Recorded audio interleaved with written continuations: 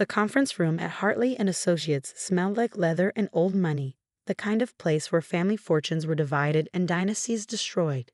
I sat across from my father, briefcase at my side, watching him squirm in his Italian suit, the one he bought last week with money that should have been mine. Your stepbrother needs it more, he said, sliding the transfer documents across the mahogany table. Tyler's medical school won't pay for itself. You understand, Natalie. You always were the practical one. I smiled, the kind of smile I perfected during 3 years at Columbia Law. Sharp enough to draw blood, sweet enough to deny intent. Of course, Dad. I understand perfectly. He'd relaxed, mistaking my calm for compliance. Behind him, my stepmother Margaret clutched her Hermes bag, trying to hide her smirk. Tyler, the golden stepson, didn't even bother showing up. Why would he? The money was already in his account, transferred 2 days after my mother's will was read. $150,000. The sum total of my mother's life insurance, her savings, her everything, meant for me, her only child. The daughter who'd held her hand through chemo, who'd slept in hospital chairs, who'd promised her I'd use it to pay off my law school loans and start fresh. I need you to sign here, Dad continued, pointing to a line on the document. Just confirming you received notice of the transfer. Margaret's lawyer drew it up. Margaret's lawyer. Not our family lawyer who'd known Mom since college. Not even a neutral third party. Margaret's lawyer. I pulled out my Mont Blanc pen, a graduation gift from Mom, inscribed with "Justice is truth in action." She'd been so proud when I passed the bar. Dad hadn't attended the ceremony. Before I sign, I said, uncapping the pen slowly, I have a few questions. Dad sighed. Natalie, don't make this difficult.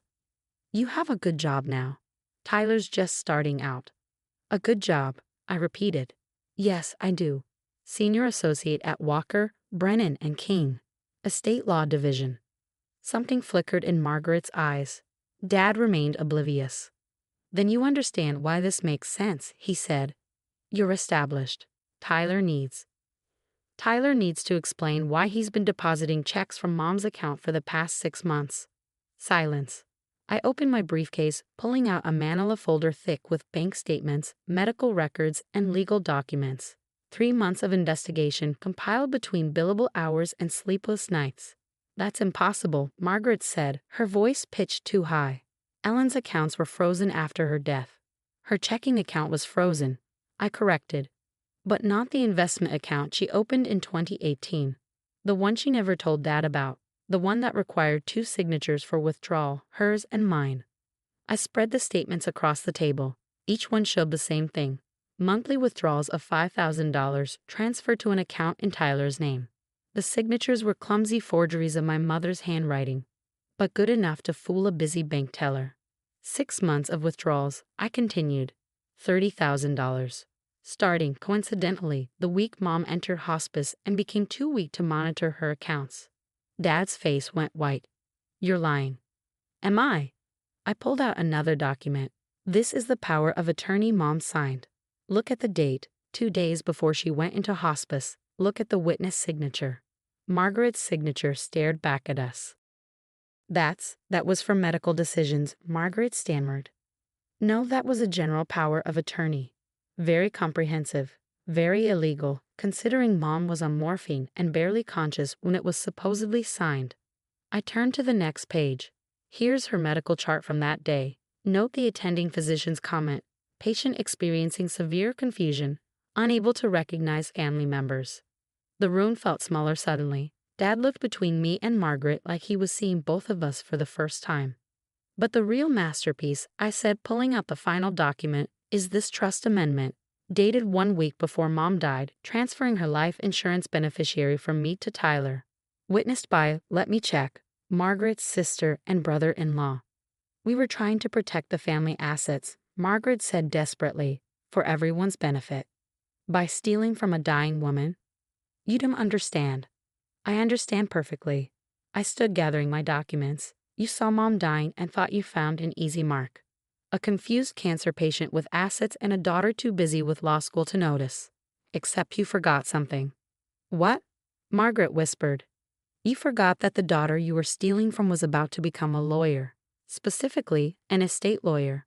More specifically, an estate lawyer who spent her summer internship at the district attorney's office. I pulled out my phone, showing them the contact screen.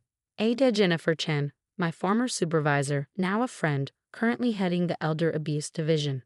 One call, I said. That's all it takes. Forgery, elder abuse, fraud. Tyler could kiss medical school goodbye. Margaret, I doubt federal prison has a Hermes boutique. Dad finally found his voice. Natalie, wait. We can work this out. As a family. Family? I laughed, but there was no humor in it. Mom was family. She died alone in that hospice room while you were at Tyler's college graduation. She was family when she worked 2 jobs to pay for my undergrad because you said college was a waste for girls. She was family when she secretly saved every penny so I could go to law school without your permission. I looked at Margaret. You want to know what Mom said about you? Nothing. Even dying, even drugged, she was too classy to badmouth the woman who stole her husband. But she did say one thing. She made me promise to use her money to become the kind of lawyer who protects people like her. The vulnerable. The dying. The ones whose families circle like vultures. So what do you want? Dad asked, deflated. Everything. Every penny stolen, plus interest. The full $150,000 life insurance returned to me, and Tyler pays back the $30,000 he stole or I file charges. That's $180,000. Margaret shrieked. Plus interest makes it $186,500. I'll take a certified check. We don't have that kind of money, Dad said. I smiled again, that sharp lawyer smile. Sell the boat. Sell Margaret's jewelry. Take out a loan against the house. I don't care how you get it. You have 72 hours. Or what? Or I don't just file criminal charges. I go after you civilly. Pain and suffering for watching you rob my dying mother. Punitive damages for the forgery. Legal fees. By the time I'm done, Tyler won't need to worry about medical school. He'll be working 3 jobs just to help you pay rent. I packed up my briefcase, leaving one document on the table. That's a draft of the criminal complaint. Read it. Think about Tyler's future. Think about federal prison. Then get me my money. At the door, I turned back. Oh, and Dad? Next time you want a seal from your daughter, maybe check what kind of law she practices first. The parking lot was empty when I reached my car. I sat there for a moment, hands shaking slightly. Mom's photo smiled at me from the dashboard, the one from her last good day, before the cancer stole her strength but never her spirit. I did it, Mom, I whispered. Just like you taught me. Justice is truth in action. 48 hours later, the check arrived by courier. The full amount, plus a letter from Margaret's lawyer confirming Tyler would withdraw from medical school for personal reasons. I deposited it that afternoon and immediately wrote a check to the hospice that had cared for Mom. The rest would go exactly where she'd wanted, paying off my loans and starting my home practice. 6 months later, the law office of Natalie Chen opened in a small building downtown. I specialized in elder law and estate protection, offering sliding scale fees for families watching loved ones fade. My first client was an elderly woman whose son was trying to transfer her assets while she underwent dementia treatment. We stopped him, just like Mom would have wanted. Dad called once after the practice opened, left a voicemail about forgiveness, about moving forward, about Tyler struggling to find his path now that medical school was off the table. I deleted it without listening to the end. Some bridges, once burned by betrayal, aren't worth rebuilding. Margaret sends Christmas cards every year, generic things signed the Williams family, as if I were some distant relative to be remembered annually. I returned them unopened, marked no such person at this address. Because the girl who would have accepted that theft, who would have signed those papers to keep the peace, she died with her mother in that hospice room. What rose from her ashes was something harder, sharper, a guardian of the vulnerable, a voice for the voiceless, a daughter who kept her promise. Last week, I won a case against a family who'd manipulated their grandfather into changing his will during his final days. The grandson had been promised everything, only to watch it stolen by relatives who thought he was too young to fight back. After the verdict, he asked how I'd known exactly where to look for evidence. Experience, I told him. Sometimes the best lawyers are forged in the fires of personal injustice. We know where thieves hide because we've been robbed. We know how to fight because we've had to. He nodded, understanding filling his eyes. Another lawyer born from betrayal, perhaps. Another guardian created by greed. That night, I placed fresh flowers on Mom's grave. White roses, her favorites. The headstone read, Ellen Chen, beloved mother, fierce protector, eternal inspiration. The practice is thriving, I told her. 53 families protected so far.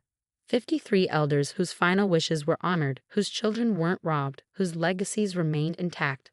The wind rustled through the cemetery trees, and for a moment, I could almost hear her voice. That's my girl. Justice is truth in action. I smiled, not the sharp lawyer smile, but the soft one I saved for her memory. Dad had been wrong about Tyler needing the money more. What Tyler needed was a lesson in consequences. What I needed was the chance to become who Mom always knew I could be, not just a lawyer, but a protector. Not just her daughter, but her legacy. The money had been important, yes. But the real inheritance Mom left me wasn't in any bank account. It was in the promise extracted from a dying woman to her daughter. Use your pain to prevent others' suffering. Use your knowledge to shield the vulnerable. Use your voice for those who can no longer speak. Every case I take, every elder I protect, every family fortune I preserve from vultures. It's all interest on that inheritance, compounded daily by justice served. Dad thought he was stealing $150,000. He had no idea he was creating something priceless. A lawyer who knew exactly how far family could fall, and exactly how high justice could rise from